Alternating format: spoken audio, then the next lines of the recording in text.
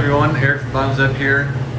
Just wrapping up on an install, and I want to talk to you about our newer design with the blended gas panels here, as well as our newer design of the dispenser bodies and circuit boards as well. So you can see here, I've got two dispensers that are coming off of one panel. This is why it looks a little bit cluttered. But our blended gas panels are a lot simpler than our straight CO2 beer pump panels. Instead of using beer pumps to help push, which is really for longer runs, this setup uses nitrogen and CO2 running through a blended gas box. Intended for shorter runs. You can do it right through the wall. You can do it up to 50 feet, maybe a little bit longer depending. Just give you a little rundown of what this looks like. So panels here, all of our empty keg detector wiring is actually built in, and this is all made in-house. Wiring's put back here with a diagram for easy troubleshooting. Just using two product regulators instead of beer pumps. We've got hooks on here for the keg taps. Lead off line for the empty keg detectors. We always run it down to our reservoir here. Trunk lines coming through the floor there, tying it in with the glycol system up above. Directions for how to use the empty keg detector is there. For comparison, here's what some standard draft beer setup looks like compared to ours.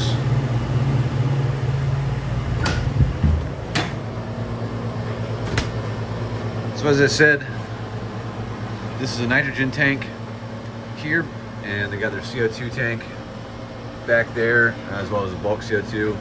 But we use that and we connect them through a micromatic blender here to give us the right blend we need to help keep the beer looking presentable, foamy, a little bit ahead, still retain the amount of carbonation that our system allows by filling it from the bottom, so you don't get a ton of breakout like you would in a normal draft system. And again, that blended setup we like to use for up to 50-foot runs, maybe a little bit longer. This is maybe 60 feet or so. Still working fine. Tap display here, so you put your flavor handles as if, you know, if you had a pull handle system. All of our dispensers, sheet metal and manufacturing, it's all done in-house now. You also notice that we have some new circuit boards here, just 3 buttons instead of 9. You can refer to our YouTube videos on how to program that, but it's very simple, just with like 1 button operation for having to program a size, having to purge things. Really simplifies the whole process. Larger tech support stickers here as well. So this is a countertop model, and for any installation, we want to have lots of under the counter space. So there's our chase exit through here. This is the old tap faucet system coming through there that's in the way. But we've got lots of room for the blue line here is our drain hose. So follow that down to the drain. Lots of room to work with to cut holes and just not, you know, make it look nice, and it's easy for us to install with all that space. So countertop model here, you see it sits above the counter. All of our dispensers, so this is what it looks like tipped up, the little kickstand that we include. This will actually tip back more and upright, but I thought I'd give you a look this way. All of our dispensers come with this sort of skirt here in place, so the dispenser sits around it. So this is here.